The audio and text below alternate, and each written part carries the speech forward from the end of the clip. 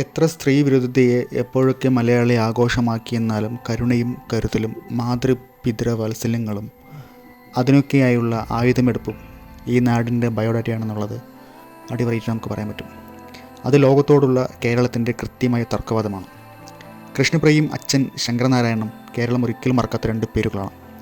2001 ഫെബ്രുവരി 9 7ാം class വിദ്യാർത്ഥിനായിരുന്ന കൃഷ്ണപ്രിയയെ ക്രൂരമായി ബലാത്സംഗം ചെയ്ത നിലയിൽ കൊല്ലപ്പെടുന്നത്.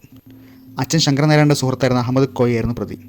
സ്കൂൾ വിട്ട് വരികയായിരുന്ന കുട്ടി ധരിച്ചിരുന്ന പച്ച പാവാടയും ക്രീം ജാക്കറ്റും യൂണിഫോമിൽ ജാക്കറ്റ് കൊണ്ട് കഴുത്തു വരിച്ച് മുറുക്കി ശ്വാസം മുട്ടിച്ച് കൊല്ലുകയും ശരീരത്തിലുണ്ടായിരുന്ന സ്വർണ്ണാഭരണങ്ങൾ മോഷ്ടിക്കുകയും ചെയ്തു. പിടിയിലായ അഹമ്മദ് കോയ പുറത്തു വരാൻ കാത്തുനിന്ന ശങ്കരനാരായണൻ ആ നരാധമൻ 2002 ജൂലൈ 27 വെടിവെച്ചു കൊന്നും ജയിലിൽ പോവുകയുണ്ടായി.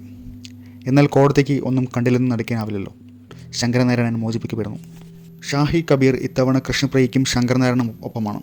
Officer on duty. സംവിധാനം ജത്തു അഷ്റഫ്. യഥാർത്ഥത്തിൽ ആ അച്ഛൻ്റെയും മകളുടെയും കഥയാണ്.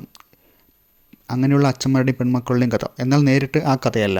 ഉള്ളുറപ്പുള്ള എഴുത്തിൻ്റെ 2 വിജയകഥകൾ യഥാക്രമം ജോസഫ്, നായാട്ട് എന്നിവയും സംവിധാനത്തിൽ തോളൊപ്പം തന്നെ നിർത്താവുന്ന ഇലവീഴ പൂഞ്ചിറയും ക്രെഡിറ്റ് ലിസ്റ്റിലുള്ള പോലീസുകാരൻ കലാകാരനാണ് ഷാഹി കബീർ. ഇലവീഴ പൂഞ്ചിറയുടെ എഴുത്തും നിതീഷ് ജി ഷാജി മാറഡ് എന്ന പോലീസുകാരായിരുന്നു.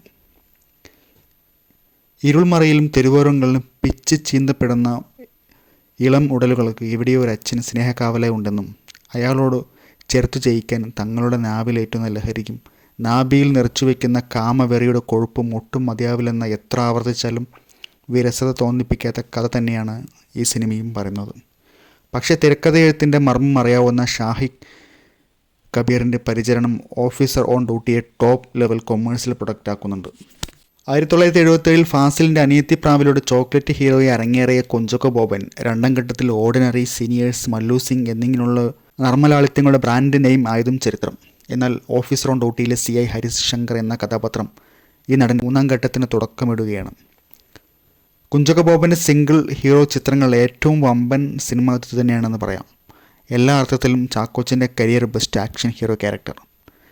ആനന്ദത്തിൽ കുപ്പിയായി വന്ന വിശാഖ് ആന അലറലോട് അലറൽ എന്ന സിനിമയിൽ ഭേദപ്പെട്ട പ്രകടനം നടത്തി മടങ്ങുമ്പോഴും അസാമാന്യമായ അഭിനയശേഷിയുടെ സുന്ദര സാക്ഷ്യങ്ങൾ അവകളിൽ പോലും ബാക്കി നിർത്തുന്നുണ്ടായിരുന്നു.